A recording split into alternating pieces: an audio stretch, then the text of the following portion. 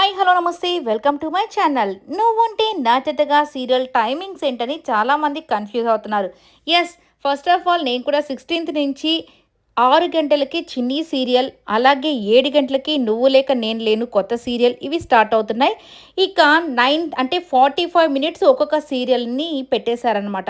గుండె నిండా గుడి గంటలు అదొచ్చేసి 9 to 9:45 దాకా పెట్టారు. ఇక పొదరిల్లు వచ్చేసి 9:45 to 10:30 వరకు సంథింగ్ అది పెట్టారు కదా! అట్లాగా టైమ్ చేంజెస్ అయితే అయిపోయాయి. మరి నువ్వు లేక నేను నువ్వుంటే నా జతగా సీరియల్ ఎప్పుడు పెట్టారా అని అందరూ అడుగుతున్నారు కదా! వాళ్ళందరికీ అండి ఇక 5:30 నుండి 6 వరకు ఈ సీరియల్ అయితే జరుగుతుంది. అలాగే అది కొన్ని రోజులు మాత్రమే కాబట్టి ఇలా టైమింగ్స్ అయితే చేంజ్ చేయడం జరిగింది. సో, ఇక క్లైమాక్స్ సీన్ కూడా ఆల్రెడీ షూట్ అయితే అయిపోయింది కాబట్టి ఇంకా మేబీ 1 వీక్ ఆర్ 2 వీక్స్ ఈ సీరియల్ 5:30కి అయితే వస్తుంది. చూసి ఎంజాయ్ చేయండి. బట్ లాస్ట్ క్లైమాక్స్ మాత్రం ఓకే, ఓవరాల్‌గా ఎండ్ అయితే చేసేసారు. మొత్తానికి ఒక ఫ్యామిలీ కొత్తగా ఒక ఫ్యామిలీని యాడ్ చేయడం, ఆ ఫ్యామిలీలో ఉన్న గొడవలు వాటి వల్ల కొద్దిగా డిస్టర్బెన్సెస్ రావడం. సో, చివరికి క్లైమాక్స్ సీన్ వచ్చేసి అందరినీ కలిపి హ్యాపీగా షష్టి పూర్తి చేసి ఈ యొక్క సీరియల్‌నైతే కంప్లీట్ చేయబోతున్నారు. అసలు ఈరోజు ఏం జరిగిందో చూసేద్దాం. ఇక దేవా వాళ్ళ నాన్న సత్యమూర్తి వచ్చేసి, "అసలు నువ్వేమనుకుంటున్నావురా? నువ్వు ఎవరితో తలపడాలనుకుంటున్నావో తెలుసా? వాళ్ళు కూడా మన రక్త సంబంధమే. అలాంటి వాళ్ళ మీదకి నువ్వు కూడా కత్తులు దూసుకొని వెళ్తావా?" అని చెప్పేసి చెప్తారనమాట. ఇక అందరూ కూడా ఇలా చూస్తూ ఉంటారు. ఏంటి వాళ్ళు మన రక్త సంబంధమా? మరి రక్త సంబంధమైన వాళ్ళు మనల్ని ఎందుకు చంపాలనుకుంటున్నారని అందరూ అనుకుంటూ ఉంటారు. ఇక చివరికి నువ్వు ఎవరితో తలపడాలనుకుంటున్నావో తెలుసా? నీకు ఇష్టమైనటువంటి బామ్మ అన్నయ్యే ఆయన. అంటే ఆయన మీ తాతయ్య. తాతయ్య కుటుంబంతోనే తలపడాలని నువ్వు అనుకుంటున్నావా? వాళ్ళ మీదే కత్తులు నూరాలని అనుకుంటున్నావా? అసలు ఏం జరిగిందో తెలుసా? అని చెప్పి చెప్తారనమాట. ఏంటంటే స్టోరీ, వాళ్ళకి ఒక కూతురు ఉంటుందంట. ఆయన ఈ సత్యమూర్తి మాస్టర్‌ని ఇష్టపడిందంట, ప్రేమించిందంట. ఇతన్ని పెళ్లి చేసుకుందాం అనుకునేసరికి ఈయనొచ్చేసి శారదాని ప్రేమించి పెళ్లి చేసుకున్నాడు. ఆ విషయం తెలిసిన ఆమె ఉరేసుకొని చచ్చిపోయిందంట. ఇక ఆమె చనిపోయేసరికి వాళ్ళొచ్చేసి వీళ్ళ మీదకి అదే అంటే వీళ్ళ వల్లే చనిపోయింది కదా! ఇక సత్యమూర్తి మాస్టర్‌ని చంపడానికి ట్రై చేస్తూ ఉన్న టైంలో ఇక సత్యమూర్తి వాళ్ళ నాన్నొచ్చేసి వాళ్ళ ఇంకొక చెల్లెలి భర్తని చంపేస్తాడనమాట. చంపేస్తే ఆమె విధవరాలయిపోయింది. అంటే విడో అయిపోయింది కాబట్టి ఇక సత్యమూర్తి మాస్టర్ వాళ్ళ నాన్న ఎక్కడికో పారిపోయాడంట ఆయన్ని చంపేసిన తర్వాత. అప్పటినుంచి ఇప్పటి వరకు ఇక వీళ్ళ నాన్న రాలేదంట. ఎక్కడికి వెళ్ళిపోయాడో తెలీదు. అలా వీళ్ళ కుటుంబానికి తండ్రి లేకుండా పోయాడు. ఆమె వాళ్ళ అమ్మ అనాథలాగా, అంటే భర్త ఉన్నాడో లేడో తెలియకుండా ఆ బాధని దిగమింగుకొని వీళ్ళందరినీ ఇట్లాగా నవ్వుతూ ఇట్లా చేస్తుంది కదా! ఇట్లాగా ఇంత గొడవ జరిగింది. అప్పటినుంచి ఆ కుటుంబానికి ఈ కుటుంబానికి మధ్య అసలు ఎప్పుడు కూడా నిప్పు రగులుకుంటూనే ఉంటుంది. కాబట్టి ఇలాంటి పరిస్థితుల్లో నువ్వు వెళ్ళి ఏం చేయగలరో చెప్పురా చెప్పురా అని చెప్పేసి అంటూ ఉంటాడనమాట. ఇక నువ్వు కూడా వెళ్ళి కత్తులతో వాళ్ళని ఏమన్నా చేస్తావా? అయినా నీకు అలవాటే కదా కత్తులు కటార్లు ఎత్తుకోపోయి పక్కన వాళ్ళ ప్రాణాలు తీయడము. అందుకే ఈ అమ్మాయికి చెప్తూనే వచ్చాను, వాడితో నువ్వు ఉంటే నీ జీవితం కూడా ఇలాగే అయిపోతుందమ్మా అంటే ఈ అమ్మాయి మాట వినకుండా నిన్ను పెళ్లి చేసుకునేది. అయినా కానీ మేమంతా మాత్రం ఇక్కడ ఉండవురా, నువ్వు కావాలంటే వాళ్ళతో కత్తులతో యుద్ధాలు చేసుకుంటావో ఏమైనా చేసుకొని ఆ కుటుంబంతో నువ్వు ఉండు, కానీ మేము మాత్రం ఇక్కడి నుంచి వెళ్ళిపోతాం. మేమంతా మాత్రం ఇట్లాంటి తగాదాల్లో ఉండదలుచుకోవట్లేదు అని చెప్పేసి మేము వెళ్ళిపోతాము. సో, నువ్వు మాత్రం వాళ్ళతో ఏమైనా పోరాడుకో అని చెప్పి చెప్తాడనమాట. ఇక దాంతో మన దేవా వచ్చేసి, "అదేం లేదు నాన్న, నేను యుద్ధాలు చేయను, ఎటువంటి పోరాటం పోరాడను. నేను మనస్ఫూర్తిగా వాళ్ళతో మాట్లాడి వాళ్ళని మార్చి ఆ కుటుంబాన్ని ఈ కుటుంబాన్ని కలిపి ఒకటిగా చేస్తాను. అందరం కలిసి మీ షష్టి పూర్తి చేసేలాగా నేను చేస్తాను" అని చెప్పి చెప్తుందనమాట. ఇక దాంతో ఏంటి వాళ్ళతో మాట్లాడతావా? అసలు ఆ రోజటి నుంచి వాళ్ళకి అసలు మనం అంటేనే పడదు. మనం అసలు సంతోషంగా ఉన్నామని తెలిస్తేనే వాళ్ళు ఊరుకోరు. అలాంటి వాళ్ళతో నువ్వు వెళ్ళి మాట్లాడితే వాళ్ళు ఊరుకుంటారా అని చెప్పేసి అంటూ ఉంటాడనమాట. ఇక దాంతో బేబీ వచ్చేసి, "ఒరే సత్యమూర్తి, కామ్‌గా ఉండురా. ఎందుకు దేవా, నిజంగా దేవా నువ్వు చేయగలవా? నాకు ప్రమాణం చేస్తావా? నువ్వు ఖచ్చితంగా వాళ్ళని మార్చి నా దగ్గరికి తీసుకొని రాగలవా? నాకు జీవితంలో ఇదొక్కటేరా నా చివరి కోరిక. ఇలా గాని జరిగితే ఆనందంగా నేను చచ్చిపోతాను" అని చెప్పి చెప్పగానే అందరూ వచ్చేసి, "బామ్మ ఏంటి బామ్మ ఇలా మాట్లాడుతున్నావు" అని అందరూ అంటారు. ఇక సత్యమూర్తి కూడా, "అమ్మా" అంటే, "అవునురా సత్యం, ఇక దేవా అలా చేస్తాడనంటే మంచిదే కదా, ఒక ఛాన్స్ ఇవ్వచ్చు కదా. ఎందుకు వాడిని నువ్వు అలా అంటున్నావు? ఏమో వాడు ఏం చేయగలడో చూపిస్తానని చెప్తున్నాడు కదా" అని చెప్పి చెప్తారు. ఇక మిథున వచ్చేసి ఎవరు నమ్మినా నమ్మకపోయినా నా భర్తని నేను నమ్ముతాను. తను మాట ఇచ్చాడంటే ఖచ్చితంగా చేస్తాడు బామ్మ. నువ్వేమీ బాధపడబాకు. నీకు ఏంది మనసులో ఉందో మామయ్య వాళ్ళకి నువ్వు షష్టి పూర్తి చేయాలనే కదా నువ్వు అనుకునేది. ఖచ్చితంగా దాన్ని జరిపిస్తాడు. ఎటువంటి కొట్లాటలు లేకుండానే జరిపిస్తాడు. నువ్వు చూస్తూ ఉండు. నా భర్త మీద నాకు నమ్మకం ఉందని చెప్పి చెప్తాడనమాట. ఇక ప్రమోదిని కూడా మావయ్య నేను ఒక మాట చెప్తాను మీరేమనుకోకండి అని చెప్పి దేవాకి ఒక ఛాన్స్ మీరు ఇవ్వచ్చు కదా. ఇప్పటి వరకు ఓకే తన మీద కోపంగా ఉన్నారు. ఇప్పుడు ఏదో చేస్తానంటున్నాడు కదా. ఇదే లాస్ట్ చివరిది తను చేయబోయే అంటే తను మారాడా లేదా అని తెలియడానికి ఇది ఒక మంచి అవకాశమే కదా. ఈ పని చేస్తే నిజంగా తనలో మార్పు వచ్చిందని మీరు కూడా నమ్మొచ్చు కదా. ప్లీజ్ ఛాన్స్ ఇవ్వండి అని చెప్పి అడుగుతారనమాట. సరే అని చెప్పేసి మొత్తానికి సత్యమూర్తి అయితే ఓకే ఇదే చివరి ఛాన్స్ అని చెప్పి ఇస్తాడు. ఇక శారద కూడా అదే చెప్తుంది. పోనీలే అండి ఇంతమంది ఇంత బ్రతిమలాడుతున్నారు కదా. అత్తయ్య కూడా తాను చివరి కోరిక అని చెప్తుంది కదా. ఒక ఛాన్స్ ఇవ్వండి వాడికి అని చెప్పగానే ఇక సత్యమూర్తి ఓకే అని చెప్తాడు. ఇక అందరూ హ్యాపీగా ఉంటారనమాట.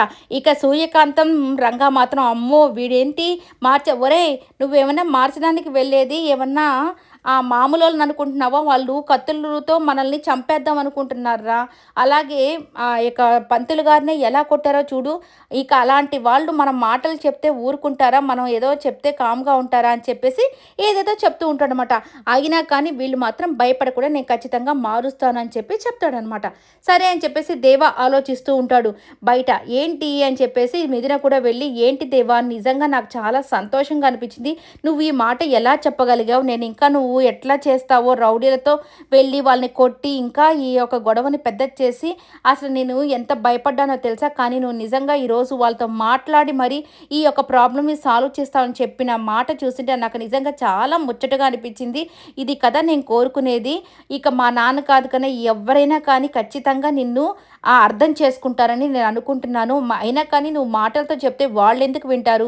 అసలు ఇది ఎలా చేయబోతున్నావు అంటే ఏంటో తెలియదు మిథున. ఎలాగైనా చేయాల్సిందే. వాళ్ళు కత్తలు కటారులతో తీసుకొస్తే మనం చిరునవ్వుతోనే వాళ్ళు చెప్పే ప్రతీది కూడా వాళ్ళు చేసే ప్రతి తప్పును కూడా మనం చిరునవ్వుతోనే ఎదిరించాలి. అప్పుడే కదా మనకు గెలుపు అనేది వస్తుంది. నువ్వేం టెన్షన్ పడకు మిథున. నేను నీకు ప్రమాణం చేసినట్టు నా తల విరిగి పడిపోయినా వాళ్ళ చేతుల్లో నేను మాత్రం వాళ్ళ మీదకి కత్తెత్తను, ఏమీ చేయను. వాళ్ళని ప్రేమతోనే గెలిచి ఇద్దరి కుటుంబాల్ని నేను కలుపుతాను. ఖచ్చితంగా అంటే మనం పోరాడే పోరాటము ఇద్దరి మనుషుల మధ్య కాదు, రెండు కుటుంబాల మధ్య.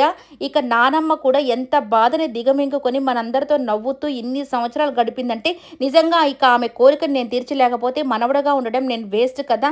అసలు ఆమె ఎంత బాధ ఆమె మనసులో ఉంది. అయినా కానీ ఎప్పుడు మన దగ్గర ఆ బాధను ఎప్పుడు చెప్పుకోలేదు. కానీ మొట్టమొదటిసారి ఇది నా కోరిక, నా చివరి కోరిక అని చెప్పింది. ఆమె కోరికను నేను ఖచ్చితంగా తీరుస్తాను. ఖచ్చితంగా రెండు కుటుంబాలను నేను కలుపుతాను మీదన అని చెప్పి చెప్తాడనమాట. మరి ఎలా దేవా ఏంటి ప్లాన్ అంటే ప్లాన్ అయితే నాకేమీ తెలియదు. కానీ కొద్ది టైం అయితే అడుగుతాను. అంటే దేవుణ్ణి కూడా కొద్దిగా టైం అడుగుతాను. ఆయనే ఒక మంచి ఆలోచన ఒక ప్లానింగ్ని దేవుడే నాకు చూపిస్తాడు. సో దాని ప్రకారం నేను వెళ్తాను అని చెప్పి చెప్తూ ఉంటాడనమాట. ఓకే అని చెప్పి ఇద్దరు సంతోషంగా ఐ లవ్ యూ దేవా, నిజంగా నాకు ఇలాంటి భర్త దొరకడం చాలా సంతోషంగా ఉంది. నువ్వు ఎలాగైనా చేస్తావు అని చెప్పేసి అనుకుంటూ వీళ్ళిద్దరూ అనుకుంటూ ఉంటారు. ఇక అక్కడ చూస్తే ఏంటంటే ఆ ఫ్యామిలీ వాళ్ళైతే పగతో రగిలిపోతుంటారు. ఇక వాళ్ళ చెల్లెలు ఉంది కదా, అంటే భర్త చనిపోయిన ఆమె వచ్చేసి ఏంటన్నయ్యా నువ్వు ఏదో ఆలోచిస్తూ ఉన్నావు.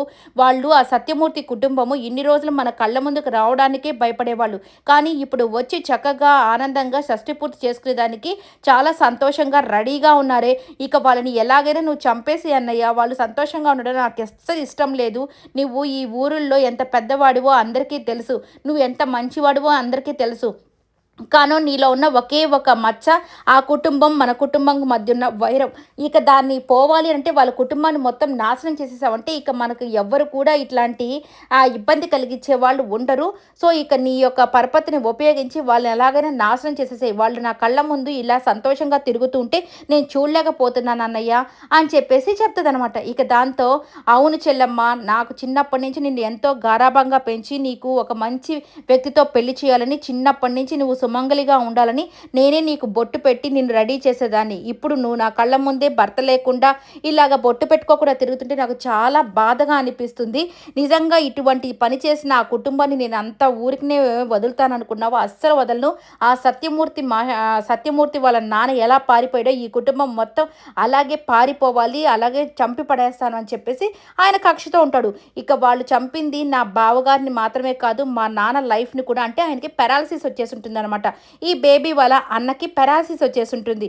ఆయన జీవితాన్ని కూడా వాళ్ళు నాశనం చేశారు కాబట్టి ఇక వాళ్ళ కుటుంబాన్ని నేను ఊరికనే ఎట్లా ఉంచుతాను, ఖచ్చితంగా ఆ యొక్క షష్టి పూర్తి లేదు, ఏమీ లేకుండా చేస్తానని చెప్పి చెప్తూ ఉంటాడు.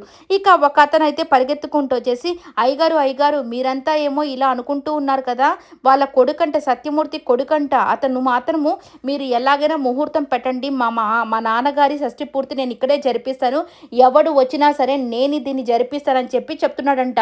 వాడికి ఎంత ధైర్యమో అయ్యగారు, ఇక వాడైతే చేస్తానని ప్రమాణం కూడా చేశాడంట అని చెప్పి చెప్తూ ఉంటారు. ఇక వీళ్ళు ఎవడ్రా వాడు అని చెప్పేసి చూస్తుంటారు. అదే మన దేవ.